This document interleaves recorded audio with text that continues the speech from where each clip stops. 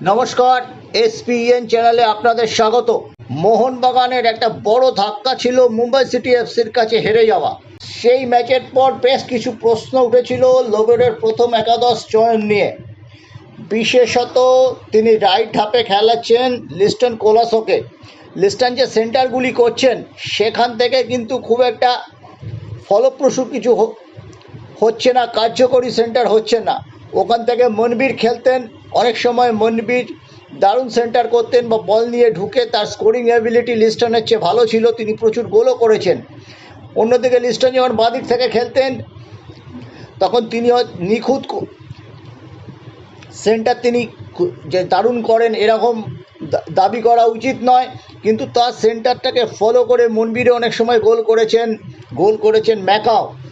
কিন্তু এমনিতেই গ্রেগ স্টুয়ার্টের অভাব, একজন হোল্ডিং মিডফিল্ডার যিনি ডিফেন্সের থ্রু বাড়াতে পারবেন, তার অভাব দেখা যাচ্ছে। গোল মুখ খুলছে না, বিশেষ করে এও ম্যাচে এবার মোহনবাগান স্ট্রাইকারদের প্রচণ্ড গোলের খরা।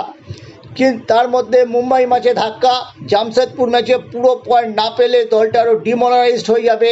এই ম্যাচটা মোহনবাগানের যে দুটো থেকে তিনটে খেতাব নির্ধারক ম্যাচ আছে, যেখানে ইস্টবেঙ্গল আছে, এফসি গোয়া আছে, এই তার মধ্যে জামশেদপুরও একটা। জামশেদপুর দলে যতই মাধি থালাল না থাকুন, জামশেদপুর দল কিন্তু বেশ গোছানো, বেশ কিছু প্লেয়ার রয়েছে। গোলে অ্যালবিনো গোমস, স্টিফেন ইজে দুর্দান্ত প্লেয়ার, নিঃশব্দ ঘাতক। সেট পিসের সময় তিনি চলে যান, গোল করে চলে যান। প্রতীক চৌধুরী ডিফেন্ডার হিসেবে যে খুব বেশি নম্বর দেবো তা না, কিন্তু এরিয়াল বল মোকাবিলাটা ভালোই করেন। জোনাথন আছেন সাইড ব্যাকে, নিখিল বাল্লা আছেন। নিখিল বাল্লা সম্প্রতি খালিদ জামিলের জামানায় ইন্ডিয়া টিমে আছেন। অন্যদিকে মোহনবাগান কিন্তু মুম্বাই ম্যাচ যাওয়ার পরে যে নতুন কম্বিনেশনটা ট্রাই করা উচিত লোবেরোর, বিশেষ করে সাহালকে খেলানো উচিত, অনিরুদ্ধ দাপা সেই সন্দেহ নেই, কিন্তু তিনি সেই প্র্যাকটিসটা ঠিকমতো করতে পারলেন না।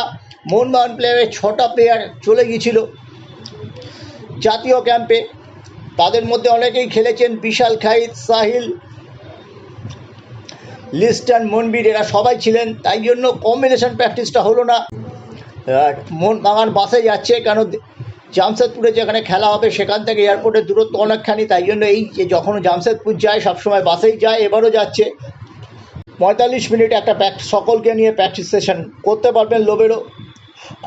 আমি জানি না তিনি প্র্যাকটিসে আবার লিস্টনকে পুরনো জায়গায় ফিরিয়ে আনবেন কিনা, মনবীরকে প্রথম থেকে খেলানো কিনা, কিন্তু এইগুলো করা উচিত। এবং রবসন যত সিজন এগোচ্ছে হয়তো ব্যাড ইনভেস্টমেন্ট হিসেবে তিনি চিহ্নিত হতে চলেছেন।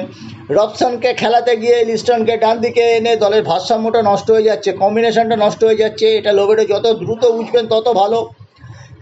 আজকে যদি সব প্লেয়ার আসতো, কোচি থেকে তো ফ্লাইট কম আছে, চেন্নাই হয়ে ফিরতে হবে, মোহনবাগানের প্লেয়াররা অ্যাভেলেবল ছিলেন না।